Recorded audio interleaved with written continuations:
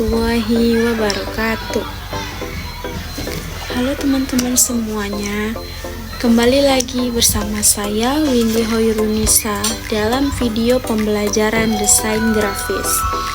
Oke teman-teman, setelah kita mempelajari tipografi dan bagaimana huruf bisa menjadi elemen visual yang mempengaruhi cara seseorang membaca dan merasakan sebuah desain, sekarang kita akan masuk ke materi yang penting berikutnya, yaitu layout dan komposisi desain. Kalau tadi kita bicara tentang huruf, sekarang kita melangkah satu tingkat lebih luas, yaitu bagaimana menata semua elemen visual, teks, gambar, warna, ikon, ruang kosong menjadi sebuah desain yang tertata, enak dilihat, dan mudah dipahami. Karena faktanya, desain sebagus apapun, warnanya seindah apapun, atau fontnya semenarik apapun, tidak akan memberikan dampak maksimal kalau layoutnya berantakan. Layout adalah pondasi yang menentukan bagaimana mata seseorang bergerak ketika melihat desain kita. Jadi, materi ini penting banget dan sering menjadi PR bagi banyak desainer pemula. Tanpa berlama-lama lagi, yuk kita masuk ke pembahasan yang pertama, mengapa layout itu penting. Coba bayangkan kalian membaca poster yang semua tulisannya ditempatkan di sisi kiri, ikon-ikonnya menumpuk di atas, lalu gambar besar dipasang di tengah tanpa jarak yang cukup. Mata kita akan kebingungan mencari fokus. Kita tidak tahu apa yang harus dibaca duluan. Nah, layout membantu mengatur alur pandang dari judul ke informasi utama ke detail pendukung, lalu call to action. Layout juga membantu menciptakan suasana.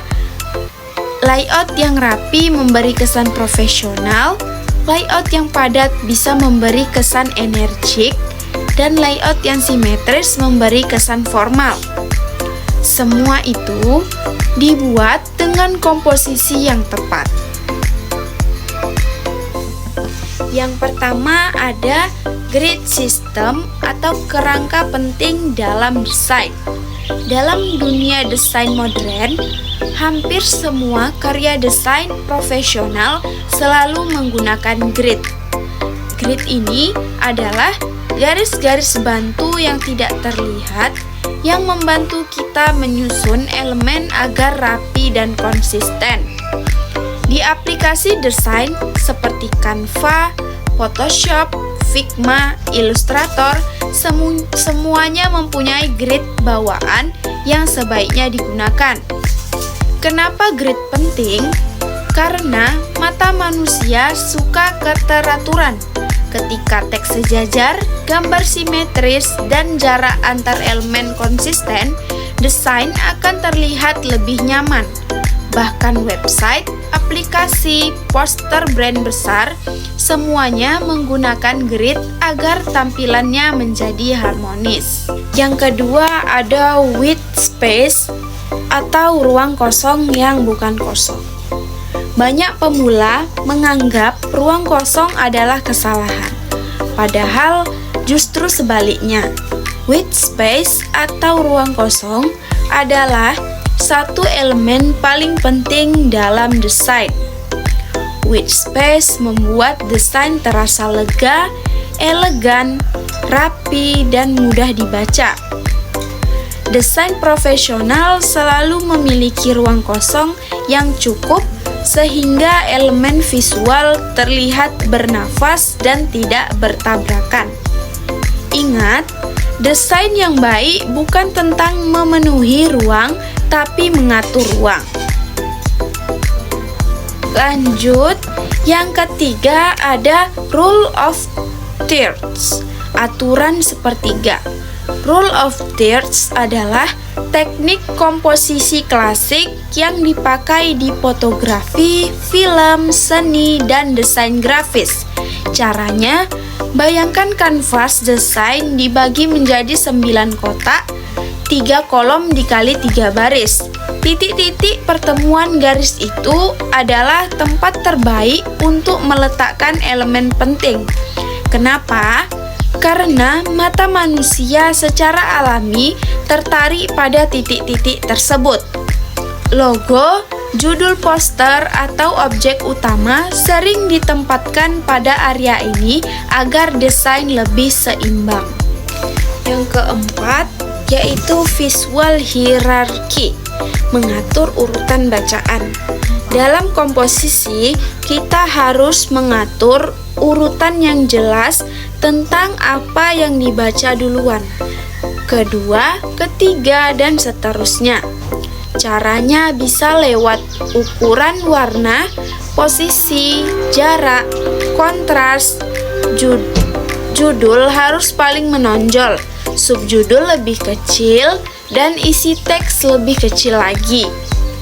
Ini memastikan pesan utama tidak tenggelam dan keramaian visual.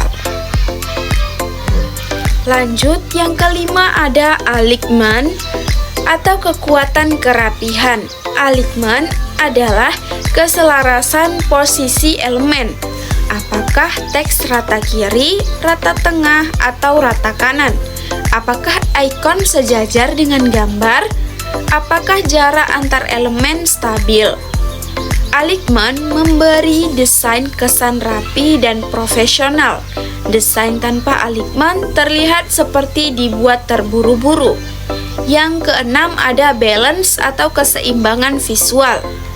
Dalam komposisi, keseimbangan sangat penting agar desain tidak terlihat berat sebelah. Keseimbangan bisa berupa simetris atau formal rapi, asimetris atau dinamis modern. Contohnya, keseimbangan asimetris, desain poster dengan gambar di kiri dan teks di kanan. Keduanya sah tergantung suasana yang ingin dibangun. Sekarang kita masuk ke kesalahan umum dalam layout. Pemula sering membuat beberapa kesalahan, yaitu yang pertama, terlalu banyak teks dalam satu area. Yang kedua, jarak antar elemen tidak konsisten. Yang ketiga, tidak menggunakan grid. Yang keempat, elemen ditempatkan asal-asalan. Yang kelima, ruang kosong terlalu sedikit. Yang keenam, kesalahan ini menyebabkan desain terlihat kacau dan tidak profesional dan sulit dipahami. Jadi, itulah tadi materi kita tentang layout dan komposisi desain. Intinya, layout adalah tentang bagaimana kita mengatur elemen, desain mudah dibaca, enak dilihat, dan komunikatif. Dengan memahami grid, width space, rule of thirds, keseimbangan, dan visual hierarchy, kita bisa membuat desain yang terasa lebih profesional. Setelah ini, kalian akan jauh lebih peka ketika melihat desain. Kalian akan tahu kenapa suatu desain bagus dan kenapa desain lainnya terlihat aneh. Selesai sudah pembelajaran kita pada hari ini. Saya Windy Hoirunisa pamit undur diri. Sebelumnya marilah kita berdoa terlebih dahulu. Berdoa dimulai. Berdoa selesai. Saya akhiri dengan wassalamualaikum warahmatullahi wabarakatuh.